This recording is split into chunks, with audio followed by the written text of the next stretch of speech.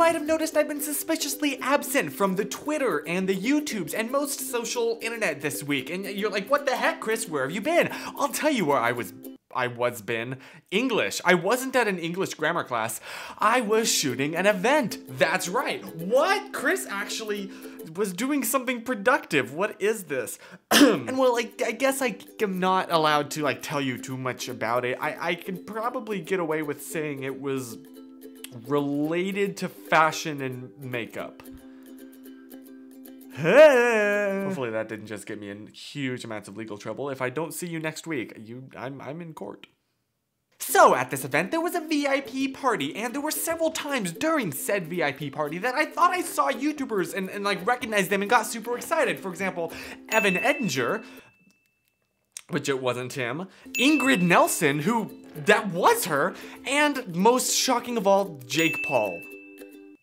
No, that definitely was not Jake Paul. But there was one girl that I spotted, and I thought I recognized who it was, but I wasn't 100% sure, and I was also there to do a job, so I just put it in the back of my mind, and I got back to actually shooting, and low-key hoping that she would walk by, but she never did, and I was like, okay, well, it probably wasn't her, right? I mean, what are the chances? I don't think she lives in Los Angeles. Why would she be here? You know, I think she lives in London or something. I don't know. She has that aesthetic going on her Instagram. Yeah, she was an Instagram model.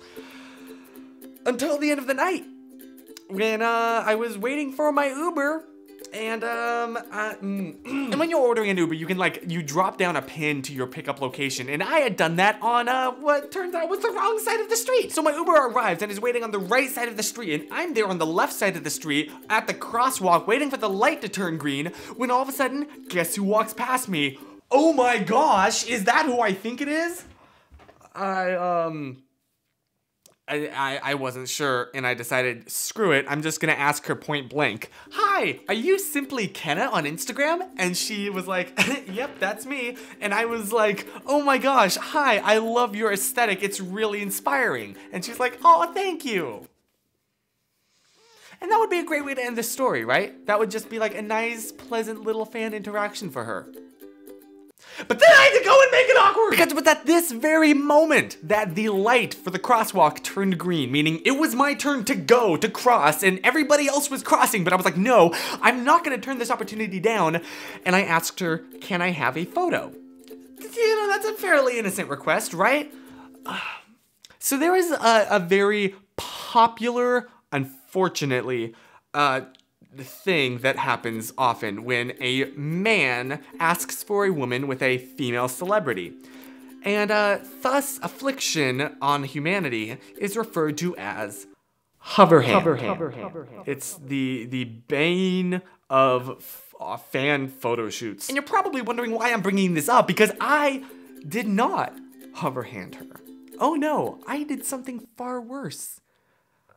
I accidentally caused her to hoverhand me. Because I wanted to do the shoulder hug, and then realized midway, she doesn't know who I am. This is kind of creepy, so I transitioned it into my little happy pose I do for photos sometimes that was created to combat this very problem. With no heads up. And I totally, she thought that's what we were doing, and then I left her hanging, and then she was the hoverhand. She hoverhanded me. I caused her to hoverhand me. I can now confirm several things about fancy schmancy, you know, rich Los Angeles VIP celebrities.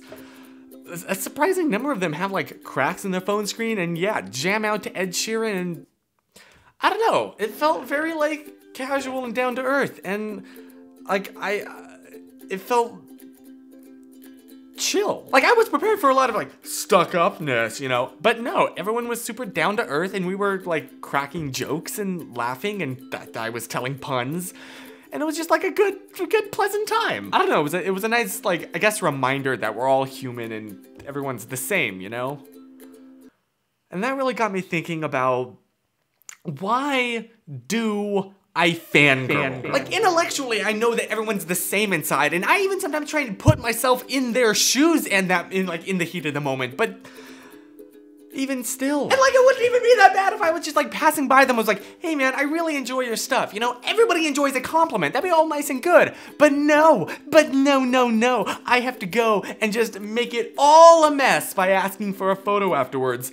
That is always what I regret afterwards. And I think part of the reason that I fangirl is because my own personality is intentionally a mishmash of so many like other influences. So when I see, you know, one of those influences in real life, my brain freaks out and is like, oh my gosh, like you are the fulfillment, the culmination of like everything that I'm trying to be in that trait, in that aspect of my life, you know? Like, let me give you some examples, right? With Evan Ettinger, it's puns and like his sense of humor and like enthusiasm for life. For Daniel Howell, it's that raw vulnerability that I really wish I had.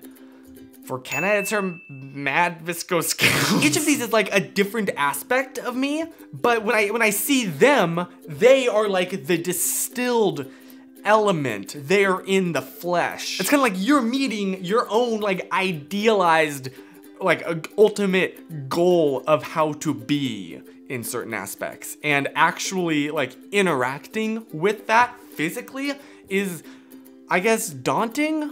I don't know. I'm putting too much thought into this. Does that make any sense? Maybe? Sorta? No? Not really? Okay. Like, what do you think about meeting the people that you idolize? Because this is always how it goes for me.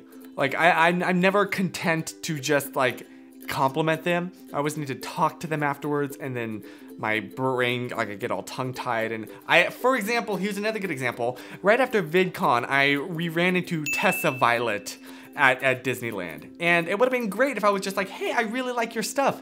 And I did. I said that. And she was like, oh, thank you. And I should have just like walked on after that, because that was all I had mentally prepared to say. But no, in the moment, I'm like, I cannot let this opportunity pass up.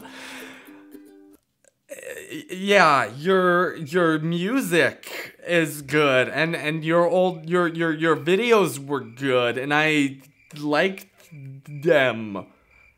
Oh, thank you.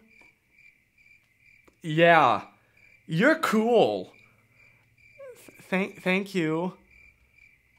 Like, have you ever done that before? Have you just, what do you think about meeting people that you idolize?